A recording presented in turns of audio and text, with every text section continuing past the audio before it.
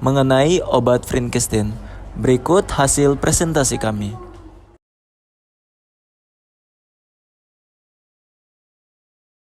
Oke teman-teman, kali ini kita akan membahas tentang apa sih itu obat vinkristin. Jadi obat vinkristin adalah obat kemoterapi yang termasuk dalam kelas obat alkaloid vinca. Alkaloid vinca sendiri adalah kelompok senyawa alkaloid yang berasal dari tanaman genus Catharanthus. Tanaman ini dikenal karena mengandung senyawa bioaktif yang sering digunakan untuk pengobatan kanker. Jadi obat vinkristin ini adalah jenis obat yang untuk mengobati penyakit kanker seperti leukemia, limfoma, dan jenis kanker lainnya. Selain itu, vinkristin ini memiliki nama lain yaitu vinkristin sulfate. Ada juga nama paten dari obat vinkristin yaitu Oncovin, Vincasar, Vincasar PFS, Markibo Rasteo, DBL vinkristin sulfate, dan Vistin. Pada slide ini, saya ingin menunjukkan perbedaan bentuk sediaan obat vinkristin berdasarkan dosis yang tersedia. Di sini kita bisa lihat ada beberapa kemasan, salah satunya mengandung 1 mg dalam 1 ml, lalu ada 2 mg dalam 2 ml, dan 5 mg dalam 5 ml. Meskipun volume dan dosis total berbeda, konsentrasi masing-masing tetap sama, yaitu 1 mg per mililiter. Ini penting untuk diperhatikan saat menyesuaikan dosis sesuai kebutuhan pasien agar tidak terjadi kesalahan perhitungan atau pemberian. Perbedaan kemasan ini juga bisa berpengaruh pada penyimpanan, pemilihan dosis, serta cara pengelolaan di fasilitas kesehatan. Jadi, penting untuk selalu memeriksa kembali label dan volume pembelian sebelum digunakan.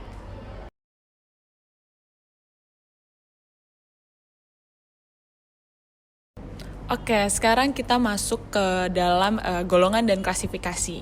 Jadi, obat vinkristin ini termasuk dalam golongan obat antineoplastik dan klasifikasi alkaloid vinca dengan sifat sitoksis yang digunakan dalam kemoterapi. Nah, alkaloid vinca yaitu senyawa alami yang berasal dari tanaman yang sering disebut tanaman tapak dara. Dan sitoksik berarti kemampuan suatu zat untuk merusak atau membunuh sel. Nah, di sini ada cara mekanisme kerja. Obat ini bekerja dengan menghambat pertumbuhan sel kanker pada fase mitosis dengan cara berikatan dengan tubulin dan menghambat pembelahan sel, sehingga pertumbuhan sel kanker dapat diperlambat atau dihentikan. Nah, di sini juga ada bentuk sediaan, yaitu injeksi intravena.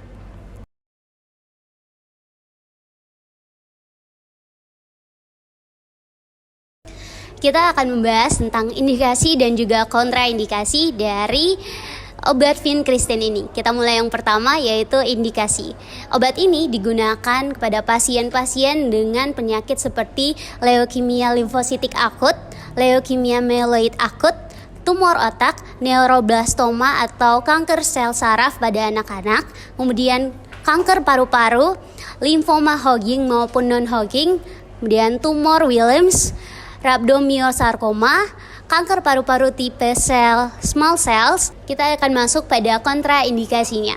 Nah, pasien dengan hipersensitivitas terhadap alkaloid vinca tidak boleh menggunakan obat ini. Begitupun dengan pasien dengan riwayat poliomyelitis saat kecil, pasien yang menerima radioterapi di area hati maupun abdomen, kemudian kondisi neuromuskular berat atau sindrom Guillain-Barré, dan juga vinkristin ini berpotensi fetotoksik dan juga teratogenik sehingga tidak dianjurkan untuk ibu hamil maupun yang sedang menyusui.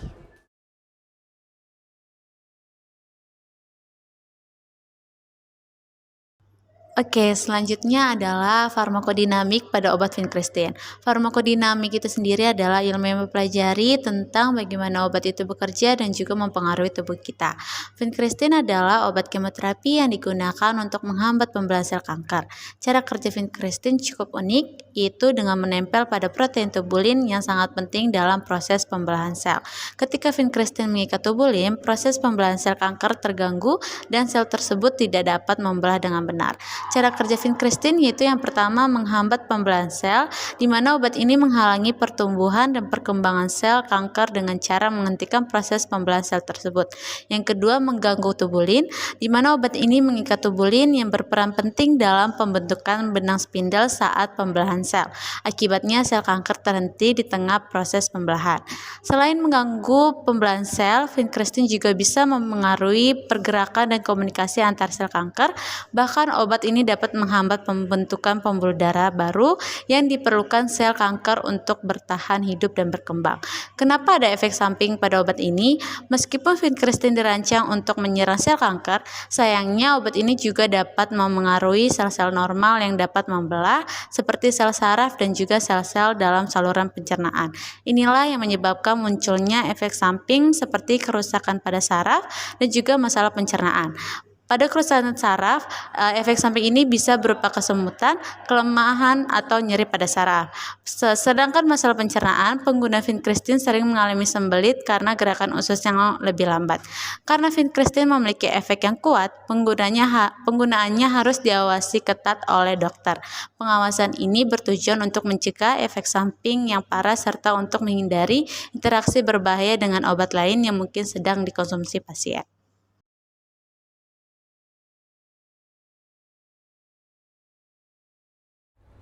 Kemudian ada farmakokinetik dari vinkristin. Yang pertama itu pemberian. Pemberian vinkristin itu hanya diberikan secara IV atau intravena.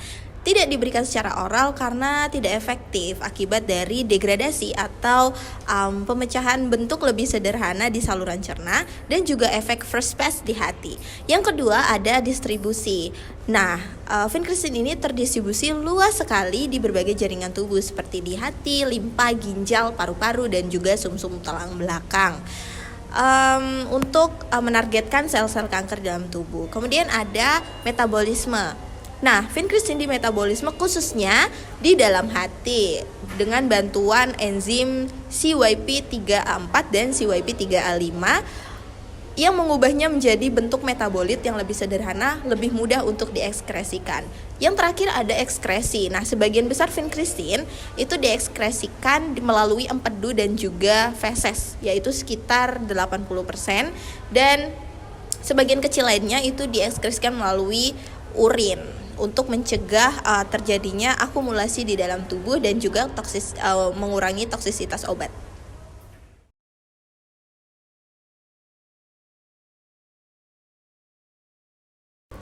Oke, selanjutnya kita akan masuk ke slide berikut, yaitu nursing consideration atau pertimbangan keperawatan dalam obat vinkristin. Kita mendapatkan 5 poin. Yang pertama, pemberian yang tepat.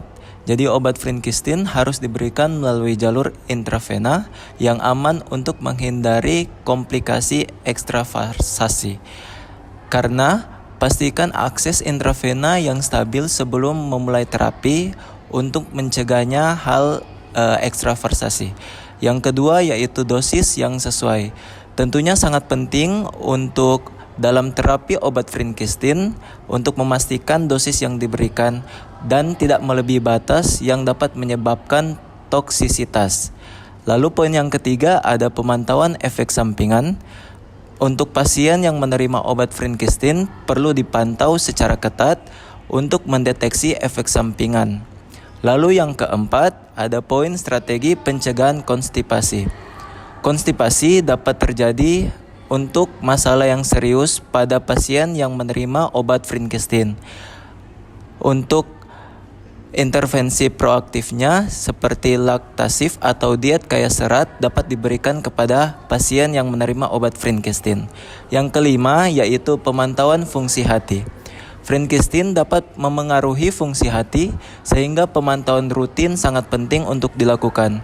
Pastikan untuk memantau parameter fungsi hati pasien secara teratur untuk mendeteksi potensi masalah lebih awal.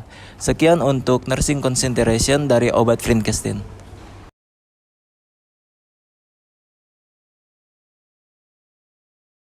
Selanjutnya, kita akan masuk dari efek samping penggunaan obat vinkristin. Nah, penggunaan obat vinkristin ini akan mempengaruhi berbagai sistem organ. Yang pertama adalah sistem saraf pusat, di mana penderita kanker setelah menggunakan obat ini, dia akan mengalami diplopia atau penglihatan ganda, kebutaan sesaat, dan juga atrofi optik. Atrofi optik tersendiri adalah degenerasi atau kerusakan saraf optikus yang bertanggung jawab untuk mengirimkan informasi visual dari mata kita ke otak sehingga kita bisa melihat. Yang kedua adalah sistem pencernaan. Nah, seseorang yang mengalami sakit kanker setelah menggunakan obat ini akan kesulitan BAB atau yang biasa disebut konstipasi, dan juga frekuensi BAB-nya itu berkurang dan pasien akan mengalami mual dan juga muntah. Yang ketiga adalah sistem endokrin. Penderita akan mengalami hiperurisemia atau yang biasa disebut dengan kadar asam urat yang tinggi. Ini dikarenakan karena sel kanker akan memecahkan purin yang mengandung banyak kadar asam urat dalam darah, sehingga kadar asam urat dalam darah itu naik secara mendadak dan juga penurunan berat badan yang drastis. Yang berikut adalah dermatologis. Nah, penggunaan dari obat ini akan mengalami pasien rambutnya rontok secara besar-besaran, terutama bukan hanya di rambut saja, melainkan di alis mata dan juga bulu mata. Kemudian yang terakhir adalah sistem kardiovaskular. Penggunaan obat ini akan mengalami hipertensi maupun hipotensi.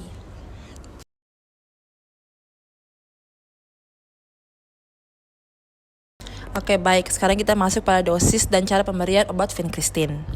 Pertama, pemberian obat pada anak. Pemberian obat pada anak itu bergantung pada berat badan anak. Oke, jika berat badan anak kurang dari 10 kg, maka akan diberikan 0,05 mg per kilogram berat badan dan diberikan 1 kali seminggu. Jika berat badan anak lebih dari 10 kg, maka akan diberikan 1,5 sampai 2 mg per milikubik dan diberikan 1 kali seminggu. Dan dosis maksimal anak yaitu 2 mg per seminggu.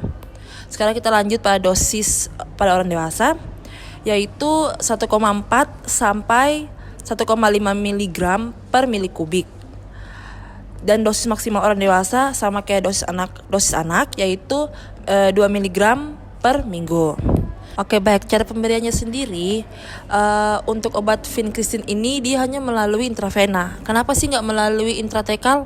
Karena akan meningkatkan resiko neurotoksisitas yang menyebabkan kerusakan saraf berat bahkan kematian.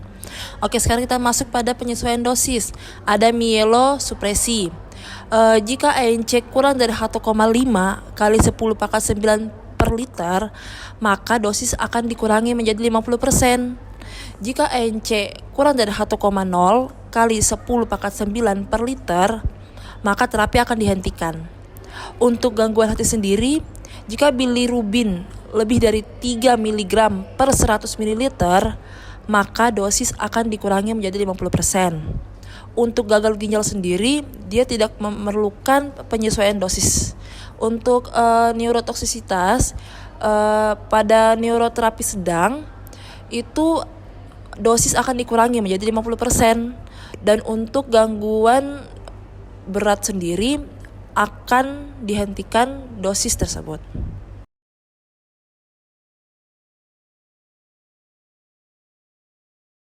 Selanjutnya, kita akan membahas indeks keamanan kehamilan.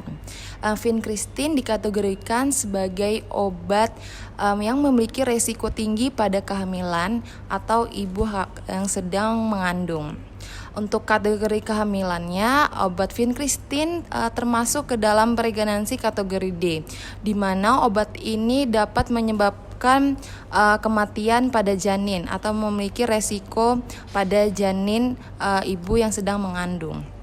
Untuk obat vinkristin ini dapat diterima oleh ibu hamil, namun dalam kondisi dia mengancam jiwa atau dapat menyebabkan penyakit lain, dan di mana obat lain itu tidak dapat bekerja atau tidak dapat efektif. Selanjutnya ada resiko pada janin. Sama yang telah dibahas bahwa obat vincristin itu dapat mematikan janin pada ibu yang sedang mengandung. Kemudian ada fertilitas, di mana obat vincristin itu dapat mempengaruhi fertilitas pria maupun wanita. Kalau yang pria itu dapat membuat pria menjadi azospermia atau tidak adanya sperma. Lalu kalau wanita itu menjadi amonere atau tidak haid selama kemoterapi itu dilaksanakan atau kemonya menggunakan obat vincristin.